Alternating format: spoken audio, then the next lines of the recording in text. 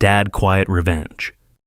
I hired a cleaning lady while my son and his wife were away on vacation. An hour later, she called me in panic. "Sir, someone is crying in the attic." "It's not the TV." I rushed there and opened their dirty secret. "My name's Harold Garrison, but everyone calls me Hal. I'm 58 years old, retired from the LAPD after 30 years, been working as a private investigator for the last 8 years. I thought I'd seen every kind of family secret in my career. Never thought I'd find one in my own son's house. The whole thing started with a phone call from Wells Fargo on Tuesday morning at 8:47 a.m. I was pouring my second cup of coffee when the phone rang. Security department. You know that feeling when you instantly know something's gone very wrong. That was me standing in my kitchen, watching steam rise from my coffee mug while my world was about to fall apart. "Mr. Garrison, this is Michelle from Wells Fargo Fraud Prevention. We're calling about some unusual activity on your account ending in 4/70/21. Did you authorize a wire transfer of $47,500 yesterday afternoon?" I hadn't authorized any wire transfer, hadn't even been to the bank in 2 weeks. I was supposed to be in Sacramento on a surveillance job, but the case wrapped early, so I came home a day ahead of schedule. "No, ma'am, I didn't authorize anything like that. Can you tell me where the money went?" After going through security questions, she dropped the bomb. The transfer was made to a travel booking agency. The authorization came from someone with power of attorney privileges on your account. A Victor Garrison. My son, I gave Vic limited power of attorney 2 years ago when my wife Sarah passed. Cancer took her in 6 months, and I wasn't thinking straight for a while after. Vic convinced me it would be smart to have someone who could handle things if I got sick or something happened while I was working cases out of town. Made sense at the time. Father and son, you trust each other, right? "Ma'am, I need to freeze that account immediately, and I want copies of every transaction from the past 24 months sent to my email." "Of course, Mr. Garrison. The account is frozen as of now. You'll have the records within an hour." I hung up and stood there, coffee getting cold in my hands. My son was stealing from me. The kid I raised, put through college, helped get his first job as an investment portfolio manager. The same kid who made $165,000 a year, but apparently needed to dip into his old man's retirement money. But here's the thing about being a cop for 30 years minus you learn not to make moves when you're angry. You gather evidence first, then you plan your response. The bank records came through around 10 a.m. I printed everything out, spread it across my dining room table, and started going through it like I was working a case. Because that's exactly what this was now. What I found made my blood run cold. This wasn't just one $4,700 transfer. There were dozens of transactions over the past 18 months. Money transferred to travel agencies, luxury retailers, high-end restaurants. All of it authorized with my power of attorney. All of it while I was out of town on cases. Total damage, $485,000, nearly $500,000. Most of it from the life insurance payout Sarah left me. I was staring at the evidence when my phone rang again. Victor's name on the screen. "Hey, Dad, got a favor to ask." He sounded casual, like he hadn't just stolen from me the day before. "Patricia and I are heading to Hawaii for 10 days. Last-minute deal we couldn't pass up. Would you mind hiring someone to clean the house while we're gone? We want to come back to a spotless place." It struck me as odd. In all the years I'd known them, they'd never asked me to hire their cleaning service. But now I understood they were covering their tracks, making sure I stayed busy and away from their house while they enjoyed their stolen vacation. "What about Lucy?" I asked. "My granddaughter is 6 years old, Victor's daughter from his first marriage. Her mother died in a car accident 3 years ago. Since then, Lucy's been staying with me most of the time while Victor worked. Actually, we've decided she should come with us. Patricia thinks it would be good family bonding time. That should have made me happy. But looking at those bank records, seeing charges to luxury hotels and first-class flights, I felt sick. They were using my money to fund their perfect family vacation. That's great, Vic. She'll love the beach. We already picked her up yesterday. We're at the airport now. Thanks for everything, Dad." The phone went dead. No goodbye, no love you, Dad. Just click. I sat there looking at those bank records and pieces started falling into place. The $47,500 transfer was dated yesterday, the same day they picked up Lucy. The same day they left for Hawaii. They'd used my stolen money to fund their trip, and now they wanted me to clean up after them. Literally, but something else was bothering me. Lucy had been with me just 3 days ago, and she'd never mentioned a Hawaii trip. That kid tells me everything. What she had for lunch, what she learned in school, her favorite cartoons. She would have been excited about Hawaii. I called Victor back, straight to voicemail. "Dad, we're on the plane now. Thanks for understanding about the cleaning. Just use Carmen like we discussed." Carmen? We'd never discussed anyone named Carmen, but that gave me an idea. I called Carmen Rodriguez, a woman who'd been running a cleaning service for 15 years. I'd worked with her on a few cases where we needed to process scenes after the police were done. She was thorough, discreet, and honest. Most importantly, she had good instincts. Carmen, it's Hal Garrison. I need a favor, and I need you to trust me on this one. My son's house needs a deep clean while he's out of town, but I want you to be extra thorough. Check everything. If you see anything unusual, anything that doesn't feel right, you call me immediately. No problem, Mr. Garrison. You've never steered me wrong. What's the address? I gave her Victor's address in Westwood Hills. Nice neighborhood, houses around $400,000. The kind of place where people mind their own business and keep their secrets behind closed doors. I'll meet you there tomorrow morning at 9 a.m. I've got a spare key. That night, I couldn't sleep. I kept thinking about Lucy's face the last time I saw her. She'd seemed quiet, maybe a little sad. I'd asked if she was okay, and she just nodded and said she was tired. What if she wasn't in Hawaii? What if something else was going on? The next morning, Wednesday, I met Carmen at Victor's house at 9 a.m. sharp. The place looked the same as always from the outside. Clean, modern, everything perfectly maintained. Patricia's aesthetic all about appearances. I let Carmen in with my spare key. Victor had given it to me years ago for emergencies, back when we still trusted each other. Beautiful home. Carmen said politely, taking in the spotless white and gray interior. Everything looked like a magazine spread. Yeah, they keep it nice. Listen, Carmen, I want you to be thorough today. Check every room, every closet, the basement, the attic. If you see anything that seems off, anything at all, you call me immediately. She looked at me with those sharp eyes that had seen plenty in her years of cleaning up after other people's lives. What exactly are we looking for, Mr. Garrison? I'm not sure yet, but my instincts are telling me something's not right here. I showed her around quickly. Kitchen, living room, 3 bedrooms upstairs. The attic access is in the hallway ceiling if you need to get up there. Just pull the cord and the ladder comes down. Got it. I'll have everything spotless by this evening.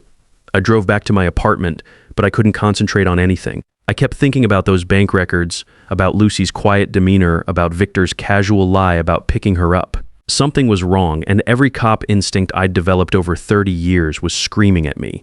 I'd been pacing my living room for maybe an hour when my phone rang. Carmen's name on the screen, Mr. Garrison. Her voice was shaking, and Carmen Rodriguez doesn't shake easily. I need you to come back here right now. My stomach dropped. What's wrong? What happened? There's someone in the attic, someone crying. I thought maybe it was a TV at first or a radio left on, but I checked everything downstairs. Mr. Garrison, there's someone up there. Someone real, and they're crying like they're scared. My blood went cold. Don't go up there. Stay downstairs. I'm on my way. I made that drive in 11 minutes, running red lights, taking corners like I was chasing a suspect. My mind was racing through possibilities, each one worse than the last. After 30 years in law enforcement, you know that when someone's hiding in an attic, it's never good news. Carmen was standing on the front porch when I pulled up, her phone clutched in both hands. Her face was pale, and I could see her hands trembling slightly. It's still going, she said as I climbed the porch steps. The crying, it stopped for a while when I called you, but then it started again. It's definitely a child. We went inside together. The house was quiet except for the hum of the air conditioning and, faintly from somewhere above us, a soft whimpering sound. A child's crying, muffled but unmistakable once you knew what to listen for. The attic access was in the hallway ceiling, just like I'd told Carmen. I pulled the cord and the folding ladder came down with a creak that seemed too loud in the silence. Carmen stayed at the bottom, watching as I climbed up. The attic was dim, lit only by one bare bulb and light filtering through a small window at the far end. Boxes were stacked along the walls, Christmas decorations, old clothes, the accumulated stuff of years. The air was stale and hot, probably 85 degrees up there. And in the far corner, sitting on what looked like an old mattress, I saw her, Lucy. My granddaughter was huddled against the wall, wearing a dirty pink t-shirt and shorts that looked like she'd been in them for days. Behind her, I could see some plastic plates with dried food residue, an empty juice box, and a small bucket that made my cop brain immediately understand what it was for. She looked up at me with huge, frightened eyes, too thin, too pale, like she hadn't been eating or sleeping properly. Grandpa Hal? Her voice was barely a whisper, like she was afraid to speak too loud. I crossed that attic in 3 quick steps and knelt down beside her. Every protective instinct I had as a cop, as a grandfather, as a human being was screaming, "Hey there, sweetheart. It's okay now. Grandpa's here." She threw her small arms around my neck and started sobbing.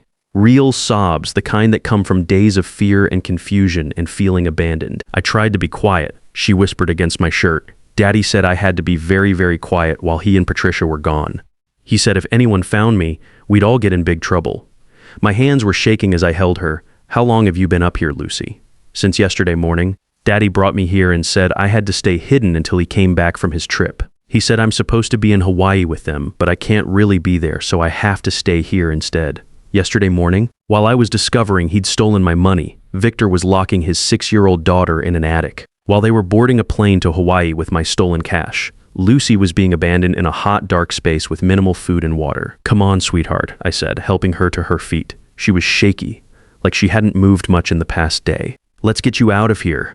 Carmen gasped when she saw me carrying Lucy down from the attic. Her hand flew to her mouth, and I could see tears forming in her eyes. She'd been cleaning houses for 15 years, but finding an abandoned child wasn't something you ever get used to. Call 911, I told her, my voice harder than I'd intended. Tell them we found a neglected child who's been abandoned. Tell them we need police and child protective services here now. While Carmen made the call, I carried Lucy to the kitchen and got her water. She drank it like she was dying of thirst, which she probably was. I found some crackers in the pantry and she ate them desperately like she hadn't seen food in days. Slow down, sweetheart, I said gently. There's plenty more. She looked up at me with those big brown eyes, Sarah's eyes, and whispered, Am I in trouble, Grandpa Hal? No, baby. You're not in trouble. You didn't do anything wrong. Is Daddy going to be mad? I looked at this little girl who'd been locked in an attic while her father posted vacation photos from Hawaii and felt something cold and calculating settle in my chest. Don't worry about your daddy, I'll handle him. The sirens started in the distance, growing louder. Officer Timothy Brooks arrived first, someone I'd worked with before I retired. Behind him came a white sedan with Department of Children and Family Services plates. Hal, what's the situation here? Tim knew me well enough to skip the formalities. Found my 6-year-old granddaughter locked in the attic. She's been there since yesterday morning with minimal food and water. Parents told everyone she was in Hawaii with them. Tim's expression darkened. He'd worked enough child abuse cases to know what this meant. The DCFS caseworker was a woman named Barbara Williams. I'd worked with her department on several cases over the years. She took one look at Lucy's condition and started documenting everything with professional efficiency. Mr. Garrison, can you tell me about the parents? Where are they now? Victor Garrison, my son, and his wife Patricia. They're supposed to be in Hawaii? Left yesterday morning, same time Lucy was locked up here. Barbara made notes while Tim photographed the attic space. The thin mattress on the floor, the makeshift bathroom arrangements, the empty food containers, evidence of systematic child abandonment. Lucy wouldn't let go of my hand while they worked. She flinched every time someone took a photo, like she thought she was in trouble. It's okay, I kept telling her. These are the good guys. They're here to help. They took Lucy to Portland General Hospital for evaluation. I followed in my car, staying close. The medical examination took 3 hours. Dehydration, mild malnutrition, but no serious physical harm. The psychological evaluation would come later, but even I could see the signs: anxiety, hypervigilance, the way she startled at sudden movements. While we waited, I called my lawyer, Charlotte Webb. Her office was downtown, and she'd handled enough family law cases to know what we were dealing with. Harold, what exactly are you looking for here? Emergency custody of my granddaughter. Her parents abandoned her in an attic while they went to Hawaii. I've got police reports, hospital records, and about $500,000 in financial fraud to back it up. There was a pause. $500,000 in fraud? My son's been stealing from me using power of attorney? Used my money to fund this Hawaii trip while Lucy was locked up. I can connect the financial crimes to the child abandonment. That changes everything. Bring me all the documentation you have. Bank records, police reports, medical evaluations. We're filing for emergency custody tomorrow morning. That evening, I took Lucy back to my apartment. She was quiet on the drive, staring out the window at the Portland streets. Where are we going, Grandpa? To my place. You're going to stay with me for a while. What about Daddy and Patricia? They're going to be away for a long time. My one-bedroom apartment suddenly felt very small with a traumatized 6-year-old in it. She stood in the doorway, uncertain, like she was afraid to touch anything. Are you hungry? I asked. When's the last time you had a real meal? She thought about it. I don't remember. I ordered pizza, pepperoni, figuring that was a safe bet for a kid. While we waited, Lucy explored the apartment with careful, quiet steps. She stopped at my workbench where I'd been restoring an old dresser. What's this? I fix old furniture, make it nice again. She ran her finger along the smooth wood. It's pretty. You like art? Drawing, painting? A small nod. We'll get you some supplies tomorrow. Paper, crayons, whatever you want. The pizza arrived and she ate like she was starving, which she probably was. 3 slices before she slowed down. I watched her, this little stranger who was my granddaughter, and felt the weight of what I'd taken on. I was 58 years old, looking forward to a quiet retirement. Instead, I was about to become a full-time guardian to a traumatized child. But when I looked at her, I didn't feel regret. I felt purpose. That night, after she fell asleep in my bed, I sat at my kitchen table with my laptop and those bank records spread out again. Time to build a case that would stick. This wasn't just about getting Lucy back. It was about making sure Victor and Patricia never had the chance to hurt her again. 2 days later, my phone rang at 7 a.m. Unknown Hawaii number. I answered anyway. "Dad." Victor's voice was sharp, controlled fury barely contained. "What the hell did you do?" "So they knew?" The Oregon State Police must have tracked them down through their hotel reservations. I pictured them getting the call on some sunny beach, fruity drinks in hand, perfect vacation interrupted by the consequences of their choices. "Good morning to you too, son. How's Hawaii? Don't play games with me," the police called us. They said Lucy was found in our house, that she's in the hospital, that you called CPS on us. I called 911 when I found a malnourished child locked in your attic. What did you expect me to do? She's my daughter. You had no right. I had every right. I'm her grandfather. Not that you bothered to mention you were planning to abandon her in an attic while you spent my stolen money on vacation. There was a pause, and I could hear Patricia shouting something in the background. Then Victor was back. "We're coming home today, and when we get there, you're giving Lucy back." She's not a borrowed car, Victor. She's a child. And no, I'm not giving her back to the people who locked her in an attic. You can't do this. You can't just take someone's kid. I didn't take her. The state placed her with me through emergency kinship care. Everything's legal and documented. But please, do come home. I'm sure the authorities would love to speak with you in person. He hung up without another word. I stood there holding the phone, feeling cold satisfaction.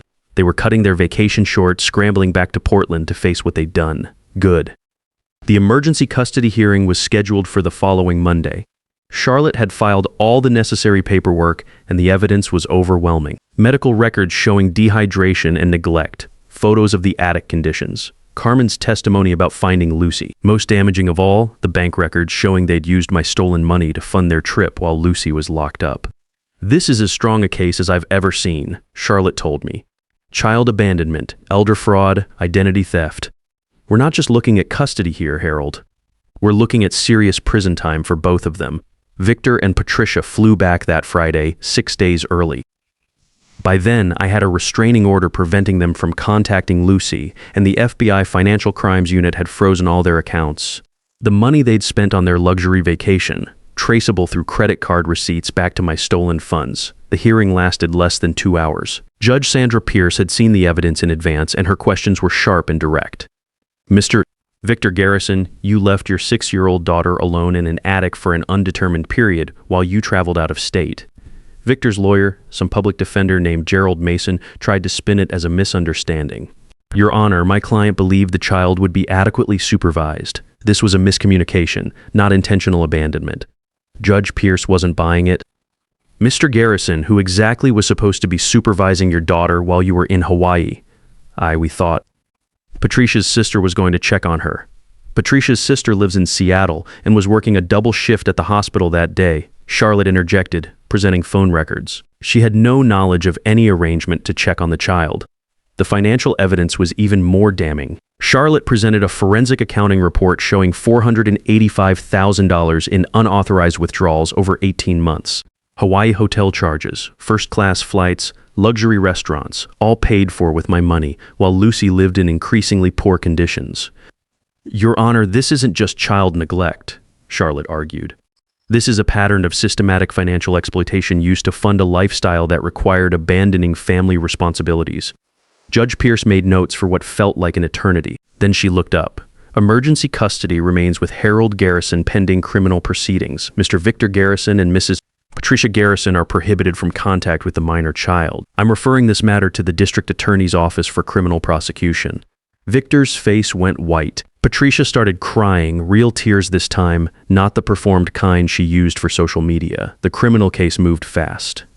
The FBI had been building elder fraud prosecutions, and my case was exactly the kind of multi-generational financial abuse they were targeting. Victor got 3 years federal prison for identity theft and wire fraud. Patricia got 18 months as an accessory. But the child abandonment charges were what really buried them. In Oregon, leaving a child under 10 unattended for more than a brief period is a felony. Leaving a 6-year-old locked in an attic for over 24 hours while traveling out of state.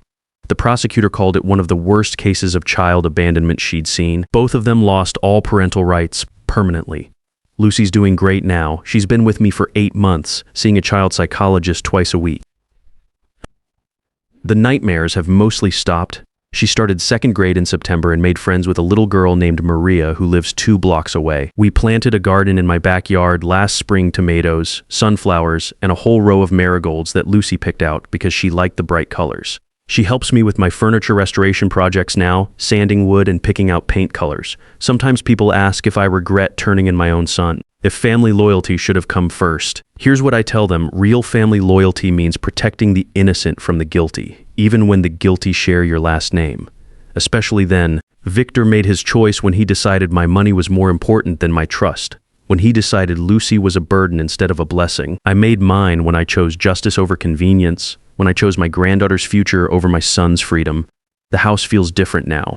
Louder, messier, full of a little girl's laughter and questions and artwork taped to every available wall surface.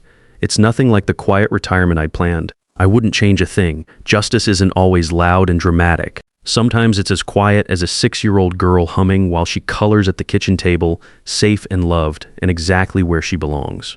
30 years as a cop taught me that the truth always comes out eventually. It just took a bank calling at the right time and a grandfather coming home early to make sure it came out in time to save an innocent child. The best revenge isn't getting even with people who betray you. It's making sure they can never hurt anyone else the same way and building something better from the wreckage they left behind.